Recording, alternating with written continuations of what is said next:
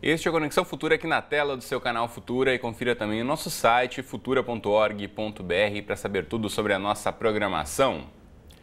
E como parte das comemorações dos 30 anos de atividades, o Núcleo Cearense de Estudos e Pesquisa sobre a Criança está lançando o livro NUCEPEC 30 anos, 30 ideias, reflexões e práticas sobre infâncias, adolescências e juventudes.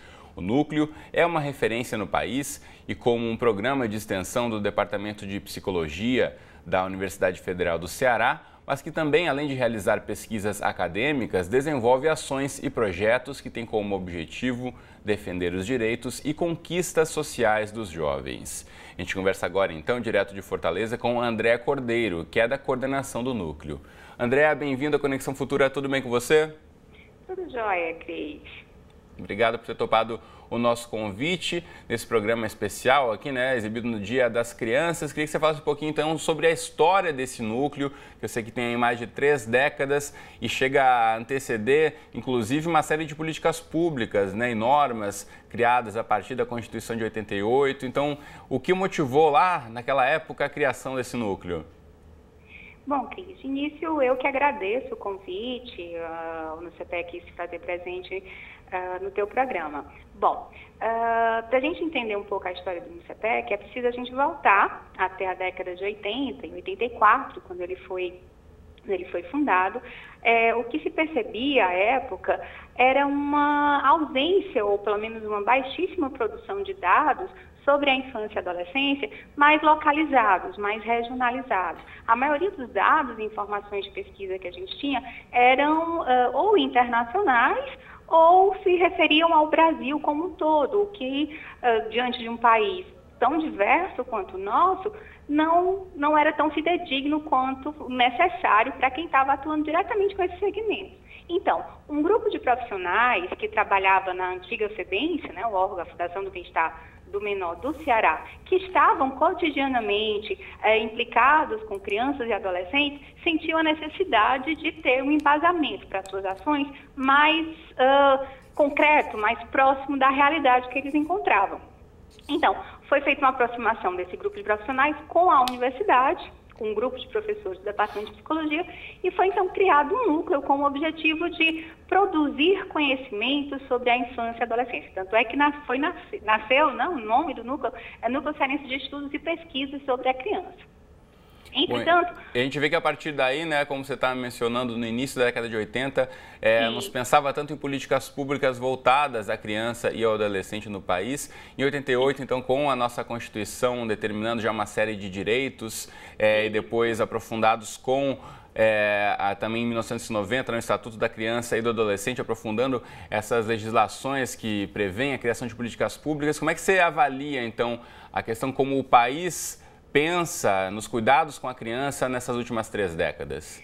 Pronto. A década de 80 foi o período chamado da redemocratização, né, em que uma série de direitos foram conquistados a partir da Assembleia Nacional Constituinte de 88, em que inclusive alguns artigos foram pautados pelos movimentos sociais. É o caso do artigo 227, que vai tratar pela primeira vez na legislação desse país a criança e adolescente enquanto sujeito de direitos. A partir desse momento do reconhecimento dos direitos de crianças e adolescentes, os direitos deixaram de ser tratados como benesses, como benfeitorias, para serem, de fato, direitos assegurados legalmente. O reconhecimento é o primeiro passo para que a gente possa usufruir os direitos de crianças e adolescentes. O reconhecimento a gente teve na década de 80, no final da década de 80 e 90 com o ECA, depois uma série de outras legislações complementam o trato legal da criança e adolescente. Mas o que é que a gente tem hoje, né? A gente tem um problema com a promoção desses direitos. A gente sabe que o fato deles estarem regulamentados não garante que eles sejam plenamente atendidos pelo poder público, né? Temos graves problemas na educação, na saúde, no campo do direito à convivência familiar e comunitária. Então, em função dessa promoção ainda não estar devidamente assegurada, a gente tem que lutar agora pela garantia desses direitos. Ou seja, a gente buscar os órgãos de competência que exigem a execução dessas políticas públicas para a infância e adolescência e reivindicar que a letra da lei não seja letra morta, mas que seja que se traduza num efetivo atendimento aos direitos de crianças e adolescentes. Bom, a gente está nesse ano em que completamos 25 anos do ECA, o Estatuto da Criança e do Adolescente, e também com o lançamento do livro do NUCEPEC. Então, de que forma você acredita que compilar agora e mostrar para a sociedade nessas 3 décadas de trabalhos desenvolvidos pelo Núcleo também pode ajudar aí a gente pensar em melhorar ainda mais essas políticas públicas? Bem, a gente está comemorando 25 anos do ECA e temos motivos, sim, para comemorar.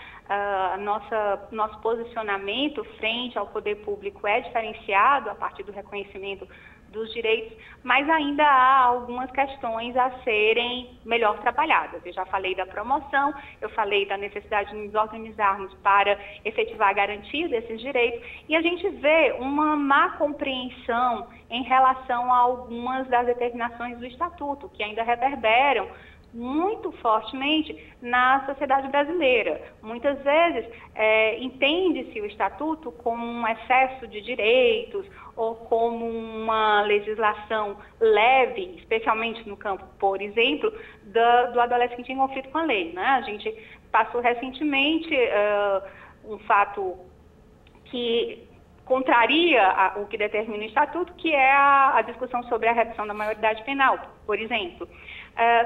O NUCEPEC, nesse momento, a gente vem lançando o livro NUCEPEC 30 anos 110, reconhecer esses ganhos, reconhecer esses avanços e, ao mesmo tempo, pautar o que ainda é necessário ser melhor discutido, o que é necessário ser melhor trabalhado, como, por exemplo, a aplicação das medidas socioeducativas e toda a discussão com relação a um desejo da sociedade brasileira pela redução da maioridade penal, que nós, obviamente, somos contrários.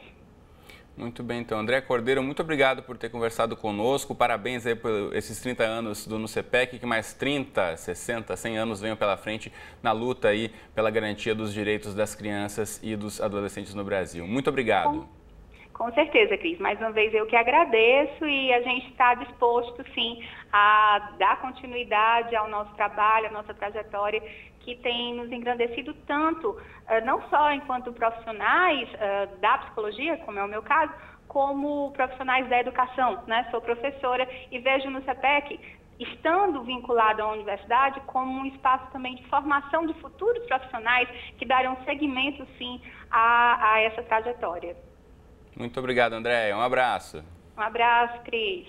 Mostro para você de casa também na internet, você pode acessar o site do NUCEPEC para saber mais sobre o Núcleo Cearense de Estudos e Pesquisa sobre a Criança e também sobre esse livro que conta aí os 30 anos dos desafios e das atuações aí em relação à garantia dos direitos e as pesquisas em relação a crianças e adolescentes. Então o site está aí na tela para você.